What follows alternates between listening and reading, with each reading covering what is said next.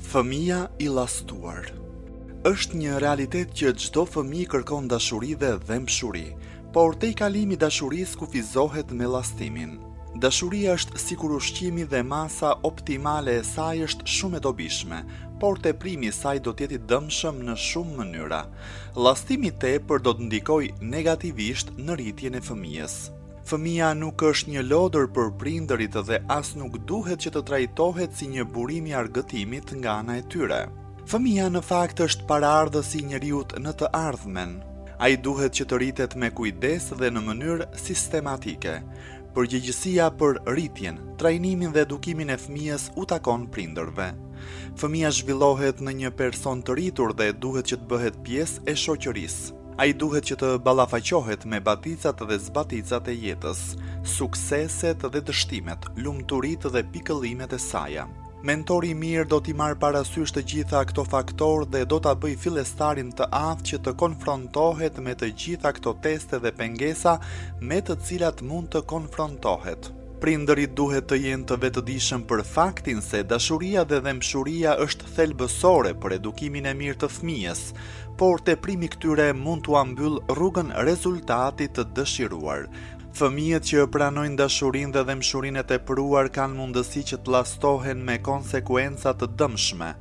Kur fëmia vëren se prindërit e duan së tepërmi dhe se i lejojnë që gjithnjë të bëjë sipas dëshirës së tij, atëherë natyrisht që kërkesat e tij do të rriten përtej kufive. Ai do të fitojë natyrën e urdhërimit dhe do të presë pëlqimin e nënkuptuar prej prindërve për çdo veprim, të cilët nuk do ta kundërshtojnë atë në asnjë mënyrë. Me kalimin e kohës, te fëmijët e tillë do të shtohet tendenca e despotizmit. Kur një person i tillë hyn në radhat e shoqërisë, do të presë pranimin e njëjtë prej bashkëqytetarëve, sikur që e kanë bërë prindërit e tyre bashkë me anëtarët e tjerë të familjes. Njerëzit nuk i duan personat egoistë dhe nuk e pranojnë përgjegjësinë e plotësimit të dëshirave të tyre. Ky qëndrim i njerëzve lëndon shpirtrat e njerëzve egoistë dhe ata bëhen viktime ndjenjave të disfatës dhe të mërzisë. Ata e zhvillojnë ndjenjën e fortë të kompleksit të vlerës së ulët dhe kanë prirje për vetmin. Në situatat kritike ata mendojnë për vetvrasjen si ikje prej presionit psikologjik që shkon me ata njohurisë së tyre. Edhe jeta martesore e njerëzve të tillë në përgjithësi lëkundet. Personat e tillë presin dashuri të tepërt prej bashkëshortit apo bashkëshortes dhe presin të pajtohen me të gjitha dëshirat e tyre sado që ato mund të jenë të paarsyeshme. Por në jetën praktike gjithnjë ka nevojë për lëshim të dyanshëm dhe rrallë janë ata bashkëshortë që mund t'i dorëzohen drejtimit 1/4 në jetën e tyre. Ekzistojnë gra të panumërta që gënjehen nga ana e burrave të tyre për shkak të qëndrimit të paarsyeshëm që i mbajnë burrat e tyre. Rezultati është ankthi në shtëpi. Ngjashëm edhe vajza e llastuar kur të martohet pret dashuri më të madhe nga burri i saj sesa nga prindërit. Ajo pret që ai do t'i plotësojë të gjitha kërkesat e saj pa menduar fare për arsyen e tyre. Në përgjithësi njerëzit nuk pajtohen me të gjitha kërkesat e grave të tilla qeramane. Natyrisht që rezultati është grindje vazhdueshme në familje. Gratë dhe burrat e tillë shihen edhe në moshën e tyre të mëvonshme duke vazhduar gjithnjë me shprehit fëmijërore të grindjes. Personat e tillë janë aq të papjekur sa që vazhdojnë të sillen si fëmijë edhe në moshën e tyre të pjekur. Prindërit e fëmijëve që rriten me butësi të tepërt e të llastuar në përgjithësi e kanë natyrën delikate dhe psikikën e brisht. Në përgjithësi ata kërkojnë mbështetjen e të tjerëve dhe nuk janë të pavarur. Sapo të ballafaqohen me ndonjë vështirësi, ata kërkojnë rrugët e ikjes. Atyre u mungon guximi për të pranuar detyra të mëdha e të vështira. Nëse ballafaqohen me vështirësi, kërkojnë ndihmë prej të tjerëve në vend se të mbështeten në Allahun dhe në vetveten. Personat që janë rritur me butësi të tepër në përgjithësi janë egoistë dhe egocentrik. Ata që i kanë pranuar lëvdatat sipërfaqësore në ditët e tyre të hershme do të marrin ajrin e rrem të ndjenjës së rëndësisë në ditët e tyre të pjekurisë. Ata nuk janë në gjendje t'i dallojnë dështimet e veta dhe përkundrazi, ata mendojnë se ato gjëra të kota që i kryejnë janë meritat e tyre. Ata punojnë në ndjenjën e rreme të krenarisë që në vetvete është një sëmundje e rëndë psikologjike. Aliu, urdhëruesi besimtarëve, ka thënë egoizmi është gjëja më e keqe. Personi që është egoist dhe që jeton brenda vetvetes do të bëhet i vetëdijshëm për dështimet dhe të metat e veta. Personi i tillë pret që të tjerët ta mbulojnë atë me lëvdata të rreme, për këtë arsye do të ketë lajkatarët rreth vetes. Personat e qiltër dhe të vërtet nuk do të kenë vend në shoqërinë e tij, në vend se të fitoj besnikërinë e të tillëve, egoisti përfiton zemërimin e tyre. Imam Aliu ka thënë, çdo egoist do të përballet me shumë vështirësi. Fëmijët që pranojnë dashuri dhe kujdes të tepruar dhe që prindërit e tyre i privilegjojnë së tepërmi, me kalimin e kohës do të dominojnë mbi prindërit. Kur të rriten, ata do të këmbgulin me trajtimin dominues dhe pritjet e tyre do t'i tejkalojnë mjetet materiale të prindërve.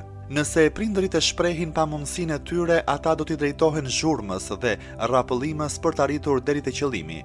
Fëmijët e tillë janë të vetëdijshëm për përmbushjen e dëshirave nga ana e prindërve, prandaj edhe e përdorin gënjeshtrën për të marrë atë çka dëshirojnë. Gjatë kohës prindërit do të vinë deri në një ngushticë, saqë përveç dashurisë së tyre do të heqin dorë nga parimet e rritjes së mirë dhe do t'i plotësojnë tekat dhe ëndrat e fëmijës.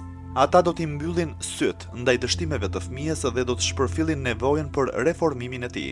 Për t'ia bërë qejfin, ndonjëherë prindërit i mbyllin syt edhe ndaj normave fikse të religionit, sheriatit. Imam Muhamet Bakiri ka thënë, babai më i keq është ai që e tejkalon dashurinë për fëmijët e tij në mënyrë të paarsyeshme. Fëmia duhet gjithnjë të jetojë ndërmjet shpresës dhe frikës nga Zoti. Ai duhet të ketë ndjenjën se ai është i dashur i prindërve dhe se ata do ta ndihmojnë kur ka nevojë. Ai duhet të jetë i vetëdijshëm për faktin se për ndonjë gabim të bërë nga ana e tij, prindërit do të kërkojnë llogari nga ai. Doktor Xhelali shkruan, nëse fëmia jeton në një rrethin ku është i llastuar, gjithmonë të tjerët ia mbajnë anën, i mbyllin syt ndaj veprave të këqija dhe ai nuk kujdeset për realitetin e ashpër të së ardhmes. Ai do të bëhet subjekt i shumë vështirësive si antar i shoqërisë, që nga lindja fëmia duhet mësohet se ai duhet ekzistojë me të tjerët në shoqëri dhe se dëshirat e tij duhet të jenë në harmoni me dëshirat e të tjerëve në shoqëri. Doktor Xhelali po ashtu shkruan, dashuria për fëmijët është thelbësore, por nuk është e drejtë ndjenjat e fëmia se prindërit e kalojnë tërë kohën duke ia bërë qejfin.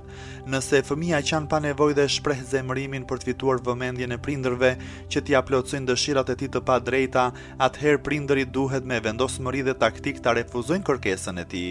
Ata duhet ta lënë vetëm për një kohë, përderisa të kuptoj se nuk mund të bëhet çdo herë sipas mënyrës së tij. Nëse prindërit ushtrojnë durim në situata të tilla, fëmia do të qetësohet mbas një protestimi. Nëse fëmia rrëzohet në tokë, nuk është e nevojshme ta ngrejmë apo ta ngushëllojmë.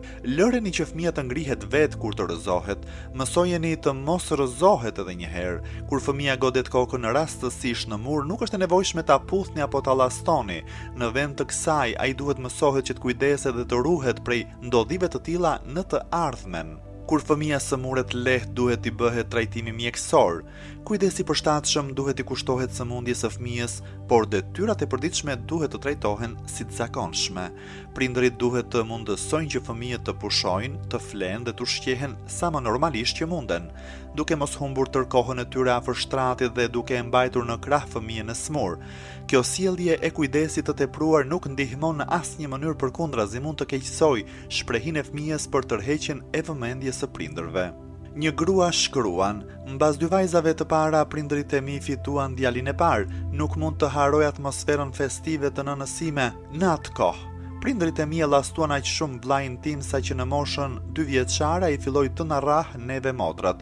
Ai na rrihte dhe ne nuk kishim kurajo ta mbrojmë vetveten. Çfarëdo që dëshironte bëhej e mundshme për të, pa ndonjë bujë. Ai kishte shprehi të sillej keq me fëmijët e tjerë. Për të shkuar në shkollë ai tregonte kënaqësi, por për kryerjen e detyrave të shtëpisë tregonte përtaci. Ai kurrë nuk i kushtonte as më të voglin kujdes për arsimtarët. Ai kurrë nuk përparoi dhe dal ngadal e braktisi shkollën. Tani që është një person i rritur, ai është një person i paedukuar dhe i vetmuar. Ai nuk ndjen asnjë interesim për asnjë punë dhe është bërë shumë nervoz. Ai nuk ndjen kurrfar dashurie për motrat e tij. Vllai ynë i dashur është bërë viktimë e rritjes së gabuar dhe tolerancës së tepruar të prindërve tanë.